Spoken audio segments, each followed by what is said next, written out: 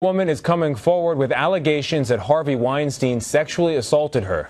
In a press conference in New York Tuesday, Mimi Halle and her attorney, Gloria Allred, said Weinstein forced himself on her at his apartment in 2006.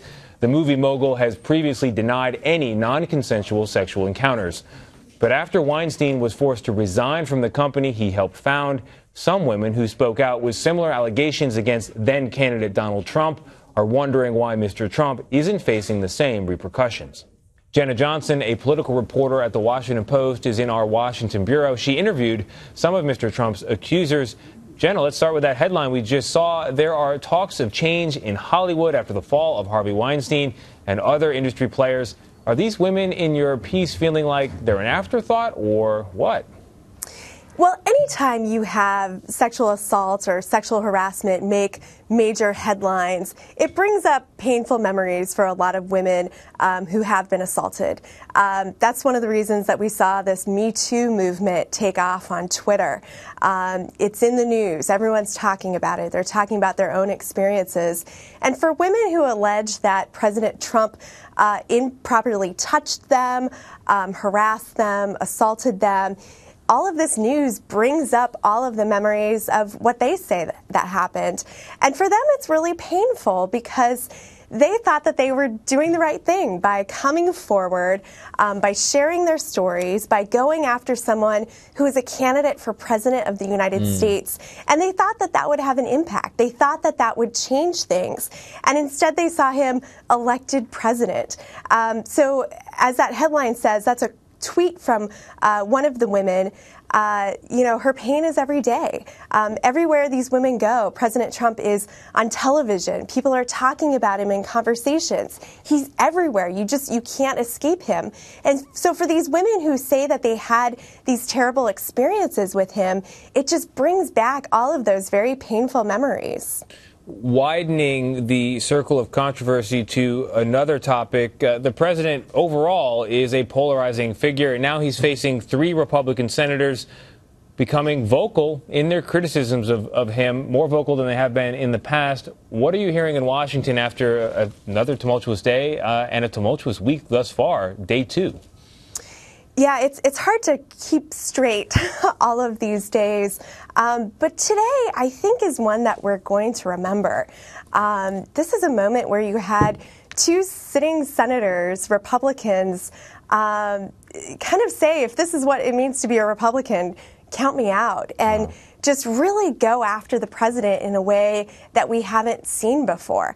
And remember, this comes on the heels of 2 former presidents, President George W. Bush and President Barack Obama, last week, without naming Trump, really kind of going after what is this country that we're living in right now? Yeah. How have things gotten to this point? And so for a lot of Republicans, today is the day where people are kind of looking around and wondering, is this what we want to be? Of course, the White House is pushing back on this, painting both of these senators as basically people who couldn't win re-election and are bitter and are being petty and are going after the president. Of course, the president went after Senator Corker in a series of tweets earlier today. So for them, they don't think that this is the big reckoning moment that a lot of Republicans are saying that it is. Yeah.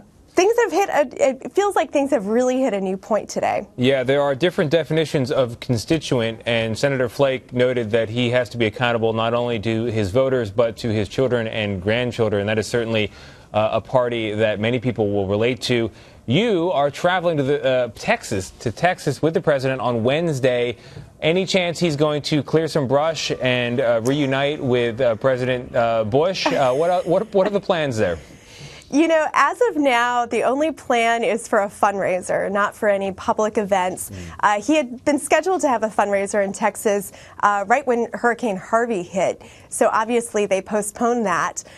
He's expected to bring in $4 million for his reelection campaign and for the party tomorrow night. But this visit is coming at a time when, again, like we were talking about earlier, former President Bush just gave this rather scathing indictment of President Trump's presidency. Texas is a place where the president still has a lot of support. People are paying a lot of money to come see him tomorrow night. That will be an ego boost. But it'll be also interesting to see just what sort of pushback he gets while he's there. We can't let you go without asking you about some reporting that your paper is putting out that the Clinton campaign and the DNC may have paid for research that led to this now infamous Russian dossier with details so salacious we can't really recount them all on television. What can you tell us about this reporting? Yeah, again, this came from my colleagues and just dropped a little bit earlier this evening. But again, this dossier we have been talking about for quite a few months now, but we've just been pulling back the onion on exactly who paid for this, what were some of the motivators behind its creation. And we've long known that a GOP donor was funding the original research that started all of this. When that GOP donor, who we have not identified, stopped paying for it, an attorney for the DNC and for the Clinton campaign reached out to this Washington firm called Fusion GPS and said, we'll pay for this. Fusion GPS then hired a subcontractor, this former British intelligence officer, who was doing this intelligence gathering. So again, this is just peeling back this onion and telling people, yes, in fact, it was the Clinton campaign and the DNC that was indirectly paying for this research. It's unclear how much of that information people at the campaign had access to and what they knew about. But the money is what we're tracking right here. Wow. Peeling back the onion and the tears follow. Jenna Johnson of the Washington Post. Jenna, thank you very much. Thank you for having me.